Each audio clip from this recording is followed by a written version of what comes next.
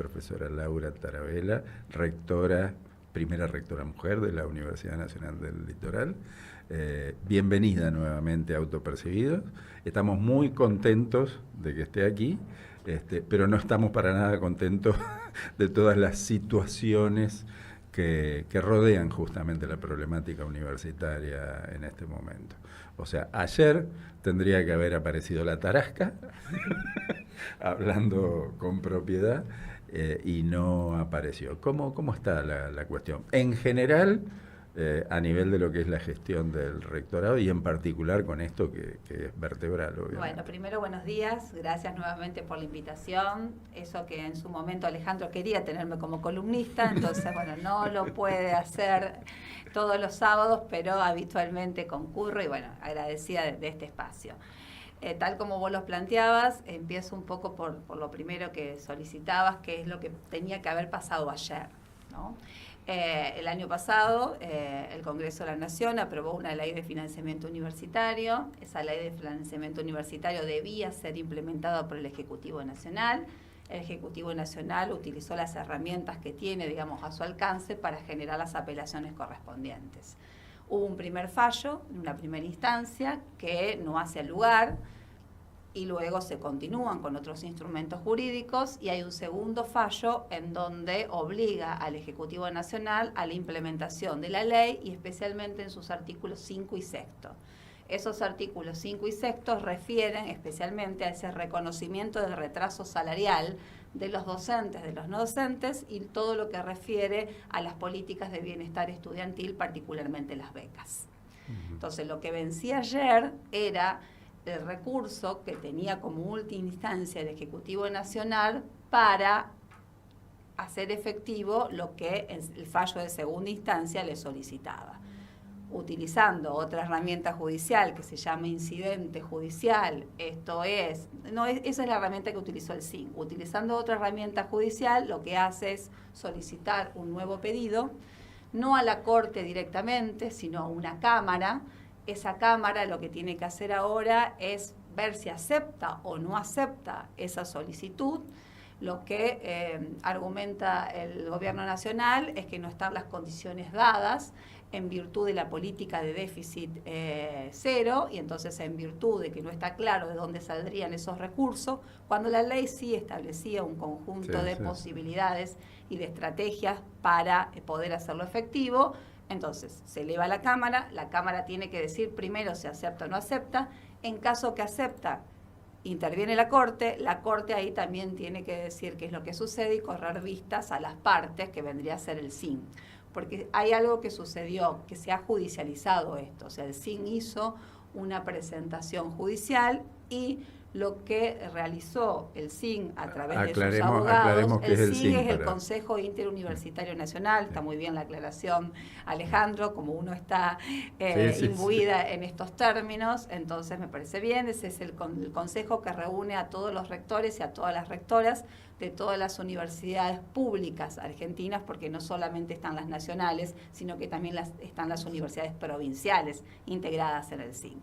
Entonces, conversando en el día de ayer con el presidente del SIN, que es el rector de la Universidad Nacional de Rosario, y en virtud de los recursos que los abogados y el asesoramiento que estamos teniendo, se presentó ahí sí un incidente judicial, que significa que es un instrumento que tienen, donde si hay un fallo de segunda instancia, lo que se solicita es que se continúe con las acciones correspondientes para su implementación. Entonces, en términos generales o en síntesis, es una estrategia más de dilación que el Gobierno Nacional está implementando para encarajinarla para ganar tiempo. Para ganar tiempo. O sea, están todos los instrumentos, o sea, está utilizando los instrumentos que tiene a su alcance, pero es una estrategia de dilación para la no implementación de la Ley de Financiamiento Universitario. Y mientras tanto, en la diaria, ¿cómo hacen?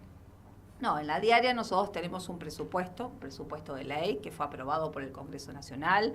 Dentro de este panorama complejo, el hecho de tener un presupuesto aprobado por el Congreso permite tener cierto grado de previsibilidad, porque hasta hace un par de años veníamos con un presupuesto que era prórroga de prórroga. Sí. Ahora hay un presupuesto que el año pasado el Congreso aprobó, no es obviamente el presupuesto que se había solicitado oportunamente, pero sí hay un presupuesto. Sobre la base de ese presupuesto, en la última sesión del Consejo Superior se aprobó el presupuesto para la Universidad Nacional del Litoral, y sobre la base de eso el Consejo Superior discutió cómo va a utilizar ese presupuesto nacional, al igual que el presupuesto que genera la universidad a través de su propio producido, es decir, todo lo que genera a partir de los servicios y demás cuestiones que producen sus docentes, sus investigadores, los convenios con organismos del Estado, los asesoramientos técnicos y demás. Sobre la base de eso se establecen las prioridades en virtud de sostener las funciones sustantivas. La situación particular por la que estamos atravesando es que la mayor parte de ese presupuesto, más del 90%, se está destinando a salarios, sí. Docentes y no docentes. Entonces eso es lo difícil, porque queda un porcentaje muy pequeño para gastos de funcionamiento y para el establecimiento de ciertas políticas que tienen que ver con las planificaciones estratégicas que la propia universidad define y realiza. Entonces, ¿cómo estamos trabajando? Con mucha rigurosidad, con mucha austeridad, mirando paso a paso en qué vamos a invertir esos recursos. Sí, y continuando con el desmembramiento de los cuerpos docentes, porque seguramente se siguen perdiendo porque no se soluciona el problema de fondo, que es darles el presupuesto para actualizar y tener un salario docente y no docente de acuerdo a lo que tienen que hacer. La pregunta mía, Laura, era, tenía entendido que la resolución judicial que les obligaba a pagar era que podían apelar, pero que no les cortaba los plazos de tener que pagar. No, vos lo estás diciendo. Es decir, el cumplimiento lo tiene que hacer efectivo el gobierno nacional. Salvo que, que haya un fallo de última instancia en donde se retrotraiga, claro, pero todo que se retrotraiga, pero tendría que, en estos momentos están en falla, o sea, el Poder Ejecutivo no está cumpliendo la ley nacional que votó 3 veces el Congreso. Exactamente, sí, el incumplimiento está, pero hay un conjunto de herramientas jurídicas que la está utilizando y que le permite justamente seguir avanzando en ese camino de no hacer efectivo ese cumplimiento. Sí, Laura, quería que nos cuentes un poco de, porque una cosa es esta discusión, ¿no es cierto?, legal y todo lo demás, y otra cosa las acciones de visibilización Exacto. Que se están haciendo, organizadas, creo que por primera vez desde el CIN, de manera, estoy mirando el mapa acá y todas las universidades que se unieron, que nos cuentes qué fue esto de la universidad no se apaga. Bueno, esa actividad a nivel nacional y en simultáneo la discutimos y la acordamos en el último plenario nacional del CIN que se desarrolló en Santa Rosa La Pampa el 26 y el 27 de marzo pasado. Es en ese plenario ordinario, que fue mi primer plenario, porque estaba recientemente asumida como rectora, entre los distintos temas que se pusieron a consideración, obviamente la cuestión presupuestaria, la cuestión de la ley de financiamiento universitario estaba presentes, y entonces estuvimos conversando conjuntamente todas las universidades que integramos ese Consejo Interuniversitario Nacional, pero también con las gremiales docentes, la gremial no docente y la Federación Universitaria Argentina, de pensar una acción en conjunto con fuerte visibilización. Y se acordó el 15 de abril. Lo miro a Alejandro que se ríe, pero bueno, la decisión, la fecha del 15 de abril no la puso la rectora de la Universidad Nacional del Litoral. Demasiado bien salió para haber sido en ese día. Sino que se acordó a nivel de digamos, de la mesa que se constituyó para poder pensarla. Entonces, hubo poco tiempo para poder organizar, pero en ese poco tiempo justamente se puso en evidencia la robustez que tiene el sistema cuando trabaja de manera articulada y de manera conjunta. Y nosotros en particular, en el ámbito de la Universidad Nacional del Litoral, acordamos con la gremial docente, con la gremial no docente propia y con la Federación Universitaria del Litoral, 2 instancias de visibilización. Esa visibilización consistía en, además de las actividades que habitualmente la universidad realiza todos los días, en cada uno de los claustros y de los roles que desempeña, desde la administración, desde los servicios generales, desde la docencia en las aulas, en los laboratorios o en los talleres, es mostrar de una forma mucho más creativa y diferente todo aquello que se produce y se genera, de los proyectos de investigación, de las propuestas de enseñanza, de los proyectos de extensión, de la vinculación con los institutos de doble dependencia, de las políticas específicas que generan las propias secretarías o áreas de rectorado y direcciones, de los programas que compartimos con otras instituciones. Entonces, nuestra universidad tuvo dos momentos, como les decía. Un momento que era el mediodía, que se pensaba en un abrazo simbólico al edificio histórico del rectorado, que compartimos en toda esa manzana con la Facultad de Ciencias Jurídicas y Sociales, que por las condiciones del tiempo no pudimos hacer el abrazo, pero sí nos congregamos en todo el hall del rectorado y en esa instancia donde los medios de comunicación nos acompañaron mucho y tengo que agradecerles especialmente porque nos dieron visibilidad y trascendencia, no solo en la ciudad de Santa Fe, sino en todo el área de influencia de nuestra universidad.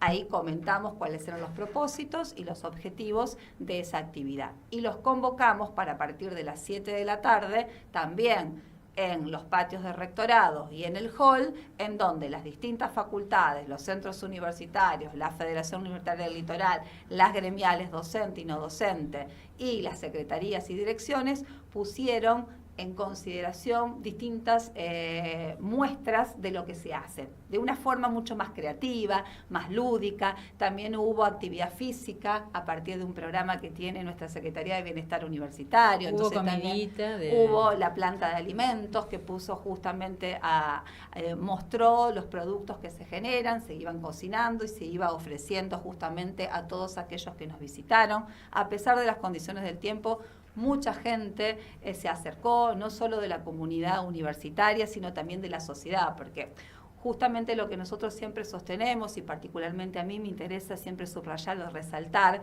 que a la universidad la cuidamos y la tenemos que proteger entre todas y entre todos. Y eso, y el hecho de que la UNL siga siendo un faro de referencia, refiere a la confianza pública que la sociedad depositó en nosotros, confianza que tenemos que seguir justamente fortaleciendo y consolidando. Y esa consigna, la universidad no se apaga, me parece que fue muy potente porque era justamente el lema en el cual decimos: cuidemos lo que está bien, que no se apague significa que la universidad es un motor de transformación social, productivo, de mitigación de las desigualdades, que no es un gasto, sino todo lo contrario, que es una inversión. Sí, teniendo en cuenta esto de no se apague porque era un día de paro y sin embargo muchos docentes o estaban participando de los stands o fueron también a acompañar en la muestra. Entonces esto de que estamos en medida de fuerza no lo podemos evitar porque realmente la situación es muy compleja, pero todos queremos que esto se solucione. Exactamente, y una de las formas es justamente mostrando que la universidad está de pie, que la universidad está abierta, que la universidad sigue a pesar de esas vicisitudes y esas dificultades, generando políticas de transformación muy potentes. Con el incumplimiento de la ley, las universidades prácticamente se ven obligadas a administrar supervivencia en detrimento de otros planes de avance que todas tenían. Siendo muy optimista, y si en algún momento la situación se resuelve y el gobierno debe empezar con el financiamiento, ¿todo este tiempo le generó alguna deuda como para que se haya acumulado y pueda recuperar o solamente empezaría el financiamiento corriente, crees? En realidad esa ley de financiamiento lo que resuelve son cuestiones anteriores, es decir, de ese desfasaje de los retrasos fundamentalmente salariales y de las becas, no resuelve otros problemas más estructurales, ¿no? Entonces eso lo tenemos que tener en claro, no es que la implementación de esa ley de financiamiento va a resolver absolutamente todos los inconvenientes, pero sí reconoce una deuda y un retraso salarial consciente y importante.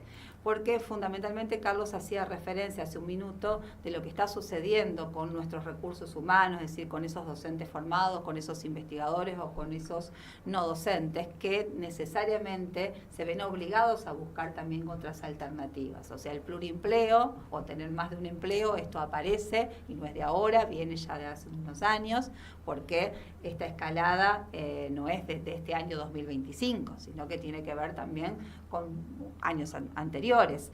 Y lo segundo tiene que ver con aquellos que efectivamente encuentran que hay otras posibilidades también de crecimiento mayor, de salarios mucho mayores y que son atraídos por el mercado laboral, fundamentalmente en determinadas disciplinas. Entonces, hay como ese goteo que en algunas disciplinas se ha convertido en un goteo mucho más intenso y continuo. No quisiera usar una sangría porque todavía no lo estamos viendo, al menos a nivel de nuestra Universidad Nacional del Litoral, pero sí hay una pérdida. Entonces el daño ya está hecho. Formar un recurso humano demora mucho tiempo. Lo que tenemos que tratar de evitar es seguir perdiendo esos recursos humanos que se fueron formando en los distintos ámbitos del conocimiento que nuestra universidad contiene. El ex rector Mamarela, cuando nos visitó en una de las ocasiones, contaba que parecía que esa sangría que vos estás mencionando no era tal, porque lo que iban cambiando es que la universidad resolvía contratando a un docente nuevo, pero lo que se pierde es la experiencia del docente, se mantienen los cargos, pero se va renovando la gente. El otro punto es que el monto del que estamos hablando es insignificante para la gestión de cualquier organismo. Es como que si en tu casa tenés 100 pesos de presupuesto, hablamos de 30 centavos, es nada. Y la pregunta que yo quería hacerte es si como país necesitamos más profesionales. Porque eso sería para que la gente dimensione por qué tenemos que tener universidades públicas en el Estado, por qué tenemos que tener como sociedad la inversión que estamos haciendo. Bueno, Argentina siempre ha sido un país que se caracterizó por ser diferentes de otros justamente por la política educativa, tanto en sus niveles primarios, secundarios y superior, ¿no? La Universidad Argentina ha trascendido no solo y ha generado, digamos, su potencia transformadora en nuestro país, sino que ha trascendido justamente nuestras fronteras. Por supuesto que hay que seguir formando profesionales en diferentes campos del conocimiento y ahí obliga justamente a las universidades nacionales a repensar esa propuesta formativa, a estar más atentas justamente a esas necesidades y a esas demandas sociales. La sociedad requiere, obviamente, de personas que estén capacitadas. Los gobiernos a diferentes escalas también requieren justamente de profesionales que se forman en los ámbitos universitarios, porque la universidad lo que hace es justamente colaborar con ese diseño de las políticas públicas. En una entrevista que me hicieron hace unos meses atrás, me preguntaron cómo era la forma en que los graduados o las graduadas podían devolver todo lo que la universidad pública les brinda. Y yo respondí en ese momento, y lo vuelvo a ratificar hoy acá, que la mejor manera de dar una respuesta es ejercer esa profesión en el campo del conocimiento de que se trate, con mucho compromiso y con mucha responsabilidad ética y social.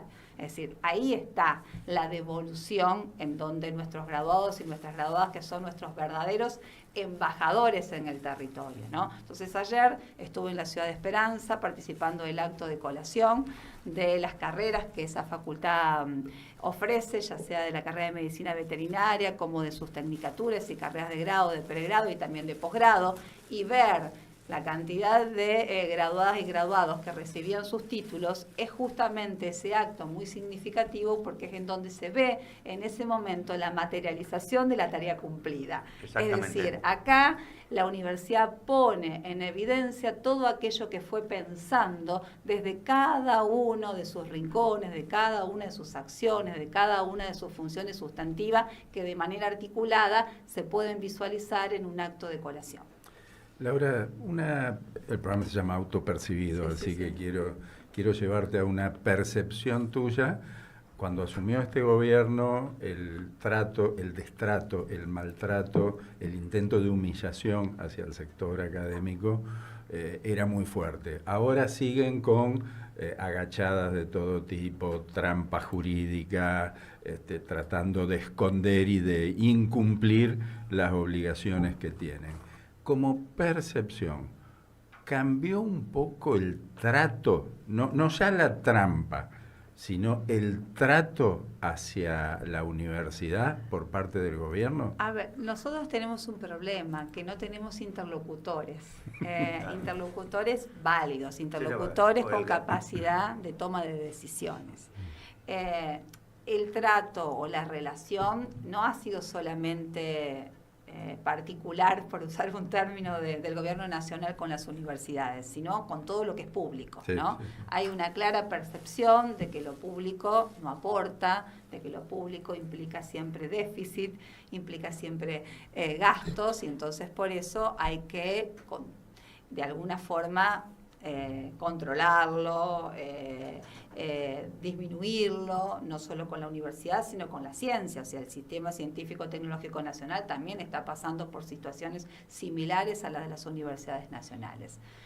Lo que sí nosotros estamos teniendo es que hay algunas conversaciones, los diálogos están, de hecho nosotros promovemos ese diálogo. El tema es que nuestros interlocutores, que vendrían a ser la Subsecretaría de Políticas Universitarias, quienes están en ese ámbito, no tienen al menos una capacidad de decisión importante. No, y las pueden respuestas son resolver. siempre irónicas. Ni de qué quieren el Y, sándwich se pueden las resolver. respuestas no solo que tienen esa característica, ese rasgo que Carlitos decía, sino que en determinados momentos es como que o sea, no es ahí el ámbito. Entonces, si no es el ámbito, ¿dónde es el ámbito? Entonces, tenemos un problema de interlocución, que esto no había sucedido con gobiernos anteriores. O sea, te reciben, pero la recepción queda ahí. Entonces, entre las distintas acciones que acordamos en el CIN, tenía que ver, o sea, en ese Consejo Interuniversitario Nacional, pues si alguno se suma en estos momentos a la escucha del programa, tenía que ver no solamente con pensar esta jornada de visibilización federal, donde se puso justamente en evidencia esa propuesta transformadora y articulada del sistema, sino también pedirle justamente a la ministra de Capital Humano, porque hay que recordar que es el Ministerio de Capital Humano que contiene la Secretaría de Educación, y esa Secretaría de Educación, debajo hay una Subsecretaría de Políticas Universitarias, la convocatoria a paritarias, porque tampoco existen paritarias. Lo que hay es un llamado a una reunión en donde se informa cuál es el porcentaje que se le otorga de aumento luego de haber acordado ese porcentaje con otros gremios del Estado. Siempre abajo de la inflación. Particularmente con UPCN, y siempre, como bien lo dice a Carlos, que no acompaña la inflación, que es lo que la ley de financiamiento universitario establecía, que los salarios tenían que ir acompañando esa inflación.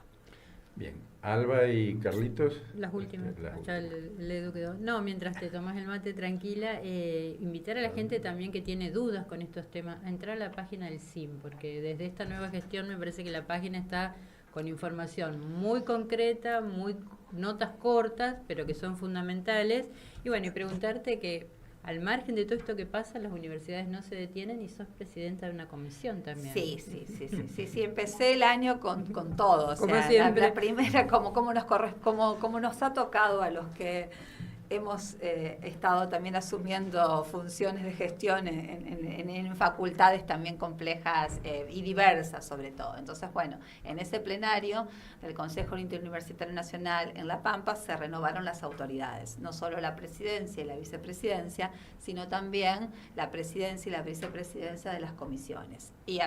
Y me toca, digamos, me han honrado con presidir nada más ni nada menos que la comisión de acreditación. Esa comisión de acreditación tiene que justamente atender, considerar, conciliar y discutir todo aquello que refiere a las carreras que por sus características son de interés público. ¿Esto qué significa interés público? Que deben ser tuteladas o miradas por el Estado, que están reguladas por el artículo 43 de la Ley de Educación Superior, y entonces hay todo un tratamiento especial en cuanto a la construcción de los estándares, en cuanto a mirar cuáles son esas actividades reservadas, que son reservadas porque se evalúa que existe un riesgo en cuanto a el rol que desempeñan luego los titulados en esa carrera, y entonces hay que construir todos los documentos que luego la Comisión Nacional de Evaluación y Acreditación Universitaria pone y evalúa si corresponde o no corresponde que esa carrera esté, o las recomendaciones que hay que hacerle, y de ahí la acreditación, si es por 3 años o por 6 años. Entonces, bueno, en esa comisión de acreditación tenemos las revisiones de aquellas carreras que ya pasaron por un proceso de acreditación y ahora vienen los estándares que se llaman, esto es técnico, pero para los que no están escuchando, de segunda generación, que quiere decir revisar aquellos que se generaron para proponer los nuevos y ver los ajustes. Eso obviamente lo que hace la comisión es trabajar de manera articulada con las asociaciones de decanos, con las asociaciones de facultades, bueno, mitigar las tensiones, ver que no haya solapamientos de unas con relación a las otras, y luego las nuevas que solicitan su ingreso para ser consideradas o habilitadas como parte del artículo 43. Así que bueno, un trabajo muy intenso, que además de lo que significa, digamos, pero ya has estado en muchas acreditaciones, ya he estado en muchas en algunas carreras, acreditaciones y demás. Ahora tenemos el martes de la semana que viene la primera reunión de la comisión que convocamos, porque tuvimos hace unos días una reunión más interna con las asesoras que